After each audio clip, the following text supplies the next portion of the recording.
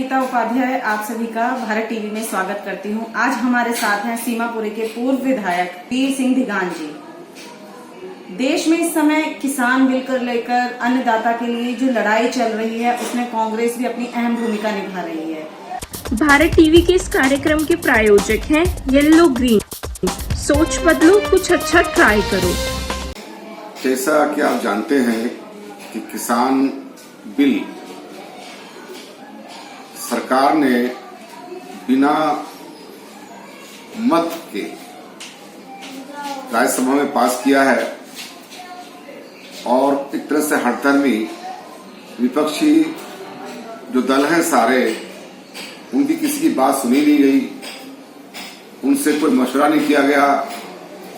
Bill पहले भी आते रहते थे, लेकिन सबसे बैठ के मशवरा होता रहता है, जानकारी लेते हैं, दूसरे देते हैं।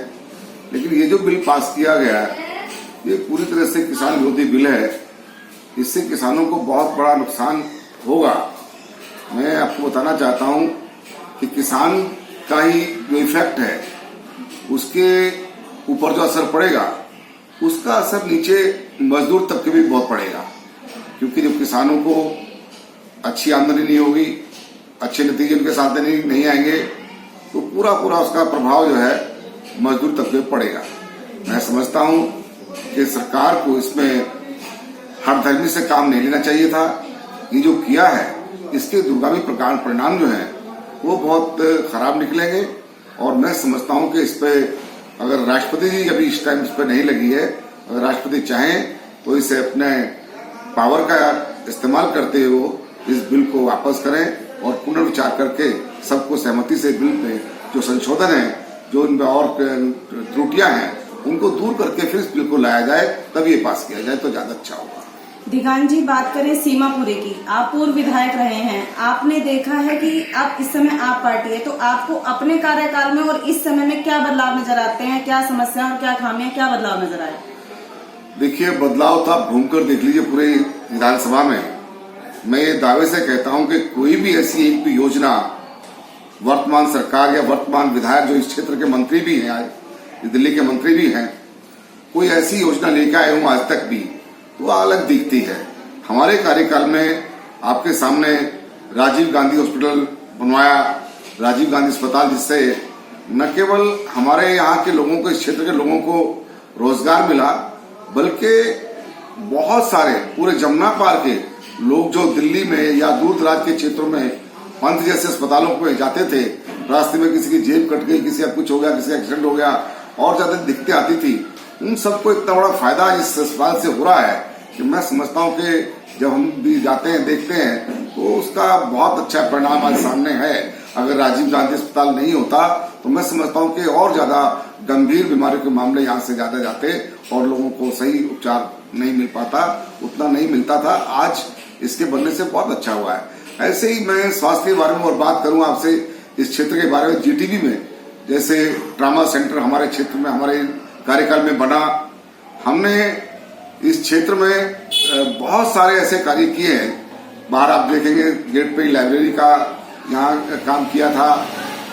केवल औरतों के लिए, महिलाओं के लिए अलग से 8 वार्डों का एक नई बिल्डिंग बनाई गई थी, जो पीछे आपने देखा होगा।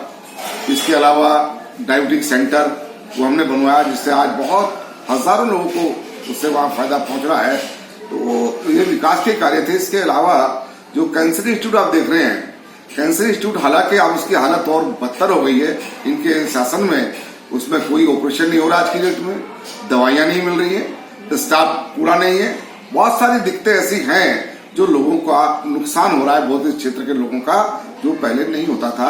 आज बड़ा अफसोस है कि जो सरकार गरीबों का दम भरती थी, गरीबों की हमदर्दी का दम भरती थी, गरीबों को सहारा देने की बात करती थी, उनको सहयोग देने की बात करती थी, उनको उठाने की बात करती थी, आज सबसे ज्यादा, क्योंकि आप जानते हैं सीमापुरी क्षेत्र जो है, पहले तो कहावत है कि नानक दुखिया सारे सब संसार और सारे दुखिया जमुना पार, और जमुना पार में अगर किसी को पिछड़ा हुआ कहते थे तो सीमापुरी का एरिया पिछड़ा हुआ होता था। लेकिन हमारे स्वर्गीय मुख्यमंत्री श्रीमती शीला दीक्षित जी ने जिस तरह से शिक्षा के क्षेत्र में, स्वास्थ्य के क्षेत्र में, विकास के क्षेत्र में जिस तरह से जो कार्य किए, वो अपने आप में एक अहम बात है और मैं समझता हूं कि उनका कोई मुकाबला भी नहीं है।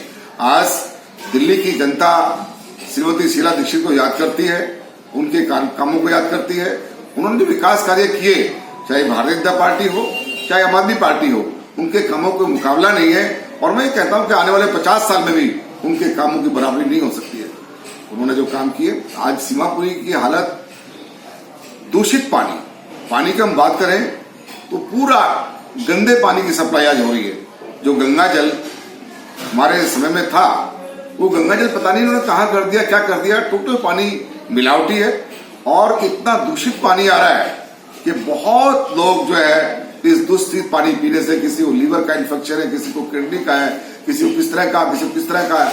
बहुत लोग जो है बीमारियों से ग्रस्त होकर के सुरक्षित आ रहे हैं, मर भी रहे हैं। तो ये सब पता चलता है कि इनकी कार्य क्षमता, कार्यशैली क्या है, कितना दिल्ली के हित में काम कर रहे हैं। आज दूषित पानी पिला करके जिस तरह से जनता को मार रहे हैं, फ्री पानी का लालच देकर के जिस तरह से जनता को गुमराह करके इन्होंने आज उनसे बदला लिया जा रहा है। आज उनको अंधकार में रख करके उनको गंदा पानी पिलाया जा रहा है, आज दूषित पानी पिलाया जा रहा है। उससे दिल्ली के लोग को जागना चाहिए, दिल्ली के लोगों को कहना चाहिए, बताना चाहिए कि किस आज ये हमारी बात नहीं, बल्कि ये आरटीआई में आंकड़े इस बात के आते हैं कि कितने लोग इस पानी को पी करके बीमार पड़ रहे हैं। वो सारा एक बहुत बड़ा जवाब उसमें आरटीआई में आया है।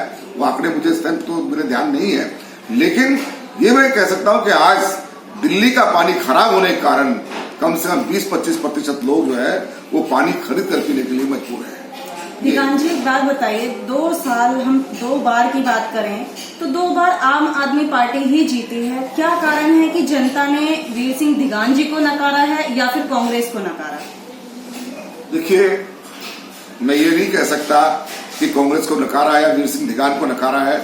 मैं तो ये कहूंगा कि लोगों ने झूठ इतने बड़े बोले, वो झूठ का प्रभाव है। गुमराह किया, दिल्ली की जनता को बेवकूफ बनाया, दिल्ली को गुमराह किया, झूठ बोला लोगों से। जो लोग कहते थे कि हम ये इस तरह से करेंगे, वो आज बातें कहाँ हैं? 1000 से ज्यादा जो आपने बात की थी, वो जो मोहल्ला क्लिनिक बनाने की, आपने लगभग 250 करीब वो बनाए और उनमें से भी आज 100 बंद पड़े हुए हैं। वहां क्या होता है? इनके कार्यकर्ता बैठ करके वो राजनीति की बातें करते हैं, इनके नेता उनका दुरुपयोग कर रहे हैं और बहुत सारी अनियमितताएं उसमें भी आई। ये आरटीआई से भी हमने सवाल पूछे तो उसमें जवाब मिला है कि बहुत सारी अनियमितताएं उसमें है। कितना उसकी लंबाई थोड़ा होनी चाहिए, कितना रेंट होना चाहिए, वो सब बातें सामने आई है। उन्होंने बड़ा उस पर भ्रष्टाचार किया है। वो भ्रष्टाचार पे लेकिन करे कौन? कहेगा सत्ता इनके हाथ में है और कार्रवाई कौन करेगा? इनके हाथ में सब कुछ है। आज कोई सुनने को राजी नहीं है। इसलिए मैं कहना चाहता हूं कि जैसे इन्होंने भ्रष्टाचार के जो आरोप कांग्रेस पे लगाए थे, मैं दावे से कहता हूं कि कांग्रेस ने तो कोई भ्रष्टाचार किया नहीं, लेकिन इन्होंने भ्रष्टाचार की जो है सीमा पार कर दी जी। अच्छा दिगान जी, ये बताइए, बात करें संगठन की, कांग्रेस की बात करें, संगठन की बात करें, कार्यकर्ता की बात करें, कहीं कुछ दिख नहीं रहा है, संगठन भी बिखरा हुआ है, क्या कारण है? देखिए, आप जानते हैं जब सत्ता में कोई पार्टी रहती है तो बहुत सारे लोग उससे जुड़ते हैं और मैंने आपको बताया कारण कुछ नहीं है। कारण दोनों पार्टियों ने इतना झूठ बोला। बताइए, नरेंद्र मोदी जी जो देश के बहुत लोकप्रिय प्रधानमंत्री अपने आप को बनते हैं, दुनिया में अपना संदेश दे रहे कि भारत मजबूत है, हम भी कहते हैं हमारा देश मजबूत है, लेकिन क्या वो इस बात से इंकार करेंगे? चुनाव जीतने के लिए क्या उन्होंने झूठ नहीं बोला कि हर एक भारतवासी के खाते में 15-15 लाख रुपए आएंगे जब काला धन लेके आएंगे? कहाँ गया वो काला धन? कहाँ गए 15-15 लाख रुपए? वो क्यों नहीं आए लोगों के खाते में? मैं तो समझता हूं कि मोदी जी ने जिस तरह से झूठ बोला कि देश के अच्छे दिन आएंगे, अरे अच्छे दिन तो गोली मारो, अच्छे दिन तो छोड़ो, हमारे अगर वो दिन भी लौटा दो आप जो हमारे दिन थे, तो मैं समझता हूं कि भारत का लिए बहुत बड़ी बात होगी है। आज देश के लोगों को गुमराह करके और सत्य हटाने का जो हथकंडा नरेंद्र मोदी जी ने अपनाया, वो शर्मनाक है, वो बहुत निंदनीय है, वो गलत है। उस तरह से नहीं करना चाहिए था। लोगों से, देश से झूठ नहीं बोलना चाहिए था। देश से जो इतना बड़ा झूठ बोला गया, उसका कहीं ना कहीं नरेंद्र मोदी जी को खोया भुगतना पड़ेगा, क्योंकि समय तो हर चीज का है, हर चीज कोई जैसी नहीं रहती है। इसलिए मैं कहना चाहता हूं कि दोनों पार्टी झूठ की बुनियाद पर खड़ी है। अगर झूठे की कोई कहीं कोई तलाश की जाए तो मैं समझता हूं कि इनमें दोनों में कंपटीशन करा जाए तो वो बात कहावत है कि चीते का भाई भगेरा, एक कूदे 9 तो दूसरा कूदे 13। तो ऐसी बात है। जी धिगान जी, एक बात बताइए, आने वाले समय में निगम चुनाव भी हैं और आने वाले समय में लोकसभा चुनाव भी आने वाले हैं। ऐसे में कांग्रेस पार्टी की क्या रणनीतियां रहेंगी, क्या तैयारी रहेंगी, क्योंकि अभी तो वो कहीं पर भी नहीं दिखती। देखिए, कांग्रेस पार्टी ने देश की सत्ता को उस समय संभाला था जब देश गुलाम था, देश में सुई तक नहीं बनती थी। आज जितना भी आप विकास देख रहे हैं, चाहे हम देश के आईआईटी की बात करें, स्कूल कॉलेजों की बात करें, हम बहुत बड़े बड़े जैसे हमारी संस्थाएं थी सरकारी, एमटीएनएल की बात करें, दूरसंचार की बात करें, या भारतीय रेल की बात करें, या विमान तल की बात करें, या जो भी जितने विकास आप देख रहे हैं, आज जो देश आज जिस विकास के रास्ते पर चला है, वो सब कांग्रेस की देन है। कांग्रेस ने इस देश को बहुत कुछ दिया है। कांग्रेस ने उस समय सत्ता संभाली जब देश एक तरह से बर्बाद था, कंगाल था। आज जो कुछ आप देख रहे हैं उसमें कांग्रेस की देन है। इनका कोई सहयोग, कोई योगदान आज तक नहीं है। ये केवल अपने आप को, अपनी पार्टियों को, अपने लोगों को मजबूत कर रहे हैं ताकि इलेक्शन जीतना इनका मकसद है, ताकि ये फिर से झूठ बोले और इलेक्शन जीत जाए और मजे से करें। आज में शर्म की बात है, नरेंद्र मोदी जी, देश में तबाही मच रही है।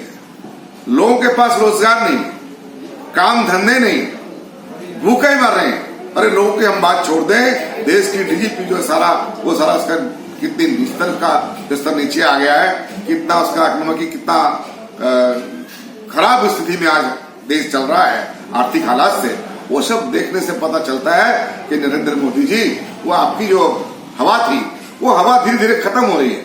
जो आपके जो उड़ान भरे थे जिस हवाई जहाज में, उनके बिल्कुल निश्चित तौर पर उनके टायर में पंचर कहीं ना कहीं दिखाई देता है। जी, ये थे हमारे साथ पूर्व विधायक श्री वीर सिंह धिगान जी। इन्होंने सीमापुरी की बात की, दिल्ली सरकार की बात की, नरेंद्र मोदी सरकार की बात की। इनके हिसाब से आने वाले चुनाव, चाहे वो निगम चुनाव हो या फिर लोकसभा चुनाव हो, जीतने वाले हैं सिर्फ कांग्रेस।